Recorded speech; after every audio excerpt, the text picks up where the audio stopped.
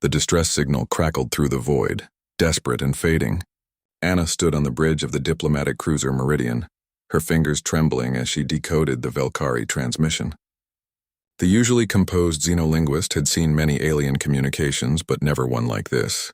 "They're being slaughtered," she whispered, looking up at Captain Jixon.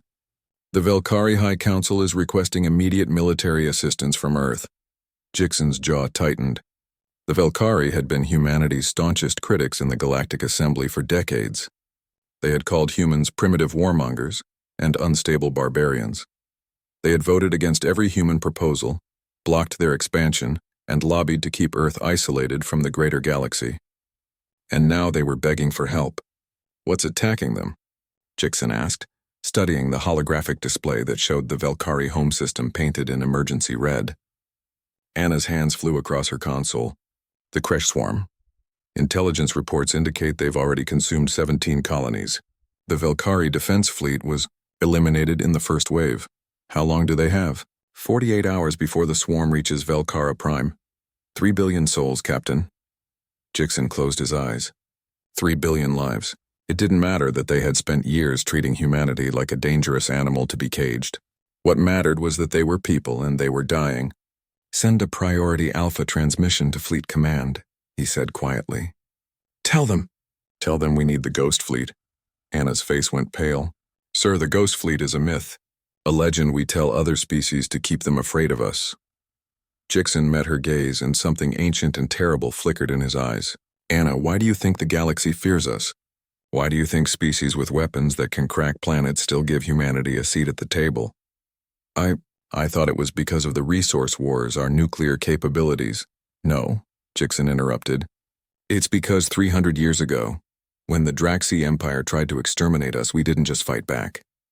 We built something they could never understand, something that terrified them so deeply that they surrendered unconditionally and swore never to speak of what they'd seen." He pulled up a classified file, entering a code that Anna didn't even know existed. The hologram shifted, revealing what looked like empty space dotted with strange, barely visible distortions. "The Ghost Fleet isn't a myth," Jixon said softly. "It's been waiting, scattered across dark space for 2 centuries. Waiting for the day humanity would need it again." Anna watched in awe as Jixon transmitted the ancient activation codes, sequences that had been passed down through a secret chain of command since before she was born. For 10 agonizing minutes, nothing happened. Then space itself began to scream. All across the bridge, sensors went haywire.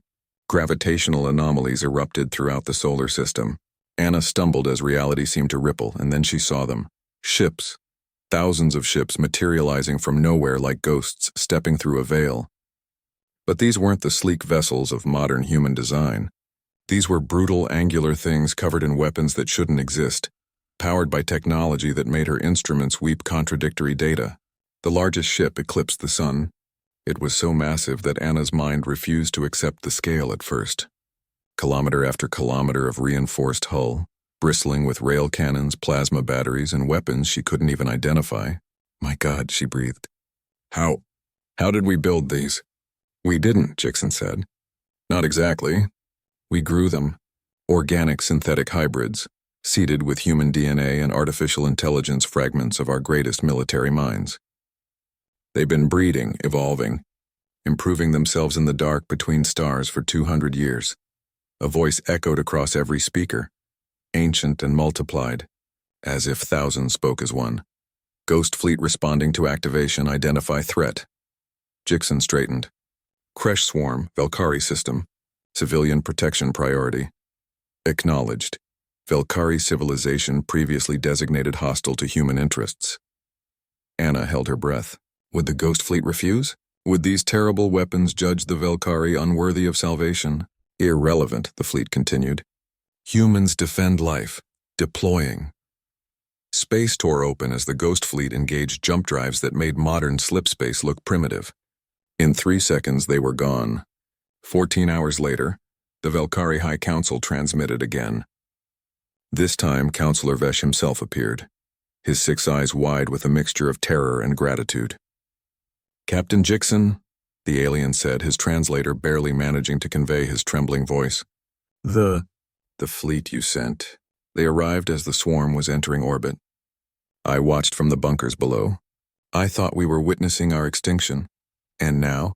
Jixon asked. The swarm is gone. Utterly destroyed. Not a single Kresh ship escaped. Your vessels, they moved like nothing I've ever seen. They fought with a coordination that seemed telepathic. And when it was over, they simply left. They didn't ask for payment, didn't demand territory. They just saved us and vanished. Vesh leaned closer to the camera. We were wrong about your species, Captain. We called you warmongers, but you're not. You're something far more terrifying and beautiful. You're protectors who built weapons so terrible that they could end galaxies. But you keep them hidden until someone needs saving. Anna watched Jixon's expression remain neutral, but she saw the slight nod.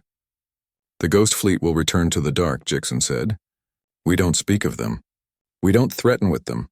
But they're out there, Counselor, and they'll come again if they're needed. That's the promise humanity made to itself centuries ago. Never again will we be helpless, and never will we stand by while others suffer. As the transmission ended, Anna looked at her captain with new understanding. So that's why the galaxy fears us. Not because we're violent, but because we're willing to become monsters to protect the innocent. Jixon smiled sadly. We're not monsters, Anna, we're just humans. And sometimes that's the most dangerous thing in the universe. Outside, the stars shone coldly, and in the spaces between them, the Ghost Fleet waited, patient and eternal.